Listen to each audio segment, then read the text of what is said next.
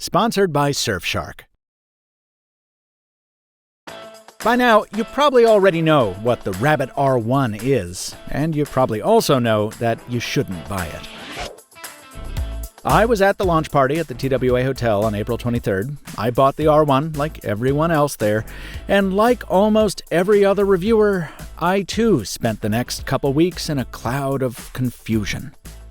How could a company ship something so obviously unfinished, especially just weeks after a very similar product was very publicly roasted, in part for making the same mistake?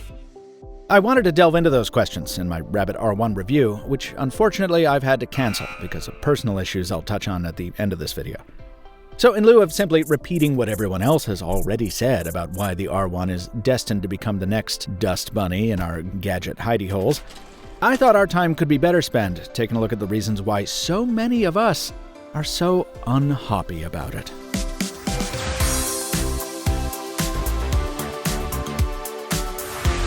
Reason number 4. It's all in the timing. The R1 was unveiled in January at CES, which isn't always the best place to debut a product, but sometimes it really pays off. For 2024, most of us media/influenzas were expecting exactly what we got. A lot of single-purpose, heavily niche gadgets with the buzzword AI tacked on like an afterthought. I'm talking like a robot companion for your dog, a grill that uses AI to cook the perfect steak, and I shit you not, an AI-powered baby cry translator.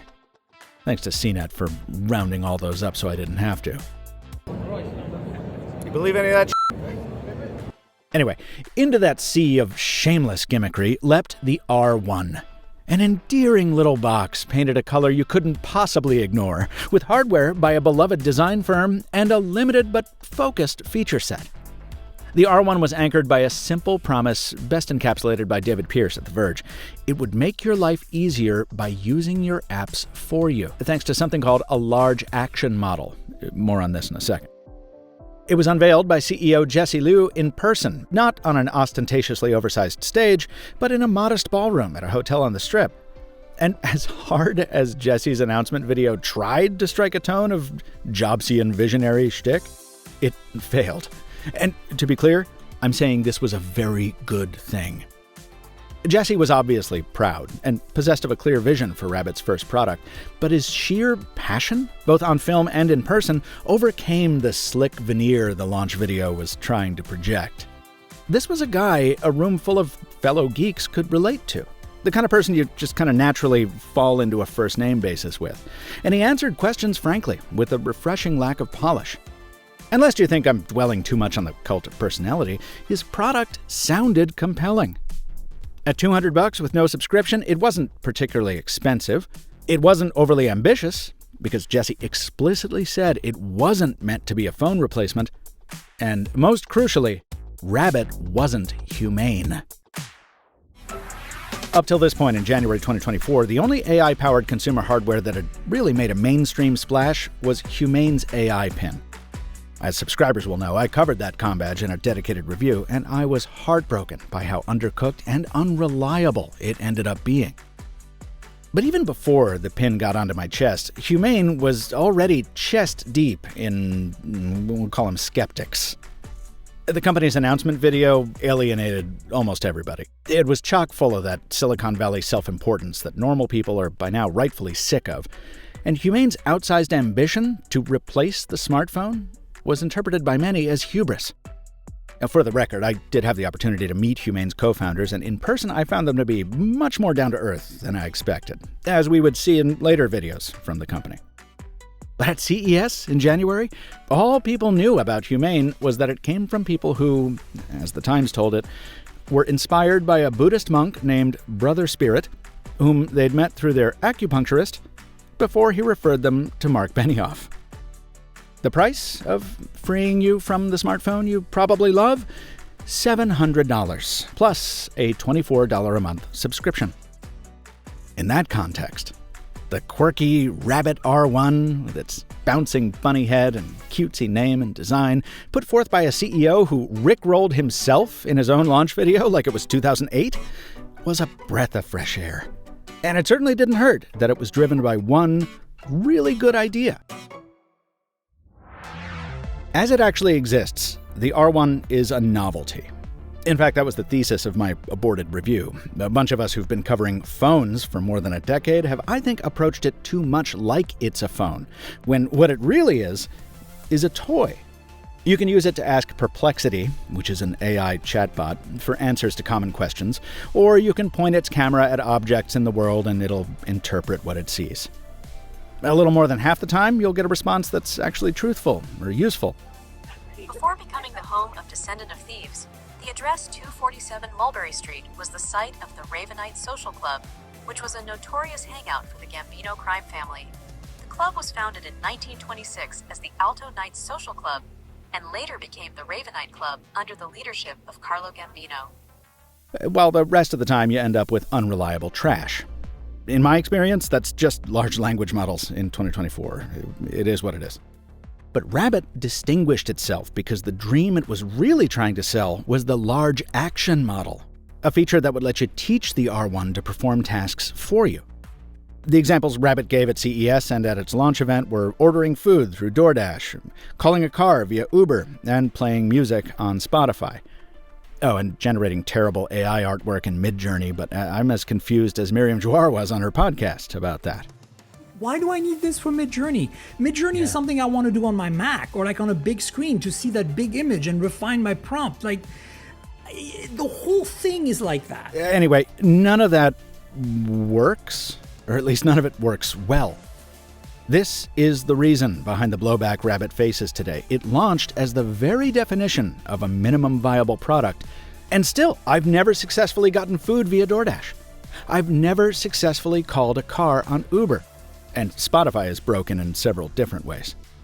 And all I had to do to see for myself how broken these features were was log into a virtual machine on one of Rabbit's servers somewhere and trust it with my logins.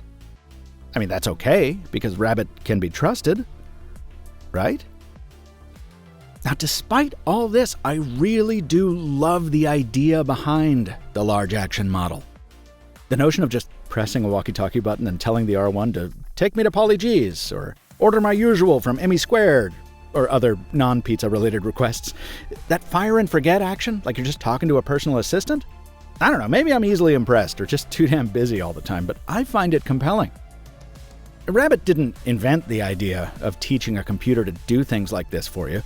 In fact, some reporting suggests the company is actually using an off-the-shelf automation solution called Playwright to sort of fake a large action model, which is yet another ding to the company's credibility, if true. But packaging up that idea into a cute, cheap gadget that I can carry in a cute, not cheap teenage engineering pouch, and promising a future of computers that no one needs to learn how to use, it makes me excited for gadgets again. And that's... Actually, that's not something I'm proud of. Because the last reason I, and I think others, wanted the R1 to live up to the hype is because we're all so bored. I've had this steamer trunk desk since I launched Mr. Mobile in 2016, and I've been stockpiling old review devices within it basically from the beginning. Picking out a drawer at random.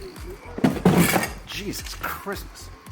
Let me show you what most of those products have looked like. This, as I've often lamented, is the state of smartphones today. Slight variations on elongated rectangular boxes with ever-narrowing differentiators, mostly focused on cameras that many of you don't care much about, because you tell me in the comments very often. Even foldables, those one-time saviors of my sanity in this ever-duller world, have slumped into a cycle of iterative successors. Combined with the recent loss of Fossil in the wearable world and the similarly relentless sameness of tablets and laptops, I desperately want gadgets to be fun again. So can you blame me for wanting something like a holographic Tri-Com badge to be the disruptor that its brother Spirit and Benioff-backed visionaries claimed it to be? Can you blame me for wanting a bright orange toy to change our relationship to technology? I suppose you could, but I won't sit for it.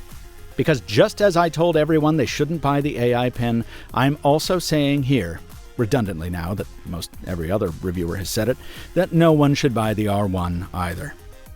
Even at $199, it's simply not worth it, because Apple and Google are just going to build better versions of the R1's features into the next generation of virtual assistants, which is probably why Rabbit was in such a rush to get the R1 out in the first place. Look, it's not about the fact that the thing is just a cheap Android phone running an app that you can hack to run on other phones.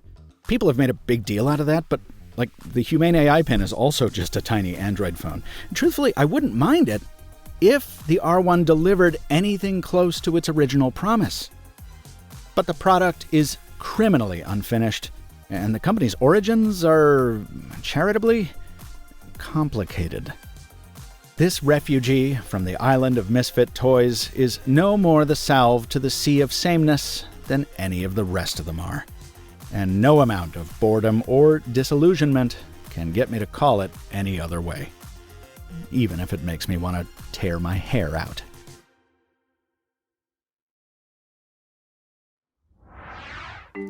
"30 days.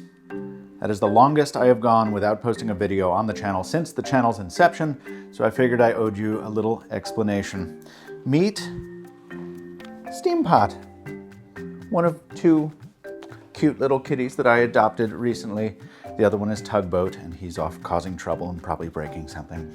Steampot was diagnosed recently with a very serious illness that requires treatment for 12 weeks in the form of daily painful injections that I must administer myself.